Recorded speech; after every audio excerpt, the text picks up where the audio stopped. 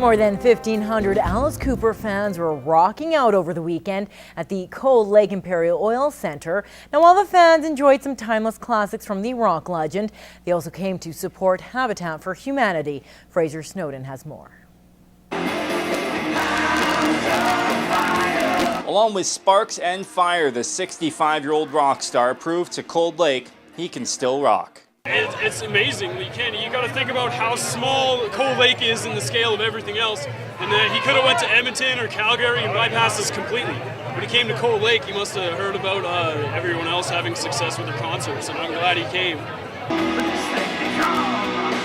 With stunts including fake blood, an electric chair, and even Frankenstein, fans were more than impressed with the performance, including this one, who has seen him 9 times. It's amazing to see it, and to see it live again and still be surprised, because it's so good and it's so well done. Makes me really want to see him again for now the 10th time. An after-party hosted in the Reed Fieldhouse attracted a lot of the Cooper fans. Proceeds of the party go to Habitat for Humanity. To raise awareness on Habitat being in Cold Lake, it's a once-in-a-lifetime opportunity. It's the first time they've actually opened up an apartment building with 32 units and the upstairs being transitioned. In Cold Lake, Fraser Snowden, Newcap News. Well, it's time for Retrospect this week from the archives, and in this edition, Brian Hardy brings us the experiences of a Canadian War veteran.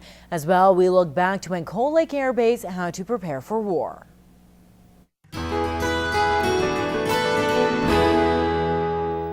It's 570 kilometers from the Canadian base in Qatar to Kuwait. This week in 1990, war in the Persian Gulf prompted preparedness. Air cover for ships in the Gulf.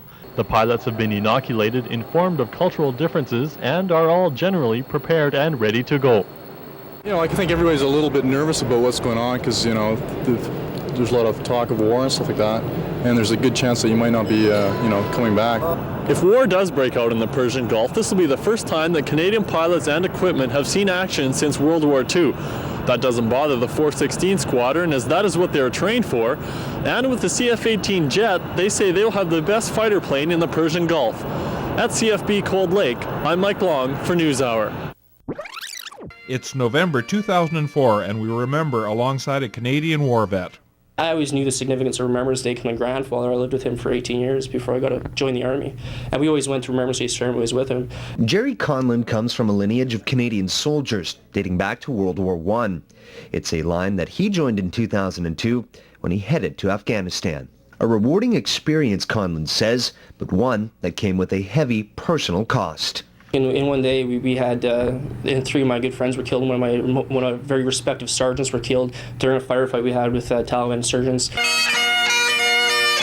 Conlon calls Remembrance Day a bittersweet occasion, with harsh memories intertwined with the good. But now, with time and perspective, he's accepted his place as a Canadian veteran. Like these guys, they may be older than me and they may have fought in different wars, but they're still fellow soldiers. Indeed, as Canadians pay their respects for the heroes of eras past, they've also begun recognizing the contribution of the new generation. It's reinvigorated the Canadian public to keep that memory alive. Join us next time when we get motivated on Retrospect this week from the archives. Well, today on Pet Project, Jenny introduces us to a cuddly Siamese cat named Tinkerbell, as well as a couple of 3-month-old boxer crosses who love to play and are looking for a good home.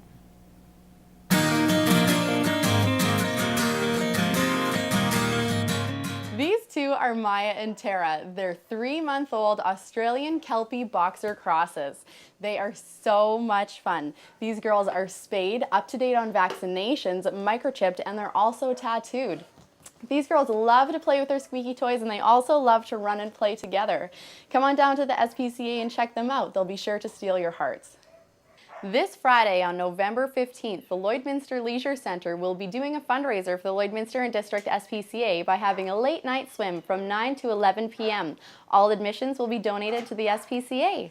This is Tinkerbell. Tinkerbell is a 1-year-old Seal Point Siamese. She's spayed, up to date on vaccinations, and she'll be microchipped once she's adopted. Tinkerbell is a wonderful cat. She doesn't have the typical Siamese traits. She's very friendly and affectionate, and she's always looking for cuddles. If you're looking for a mellow cat to sit in your window and soak up the sunshine, come and check out Tinkerbell. That's it for Pet Project this week. Be sure to watch us every Tuesday on Newcap News.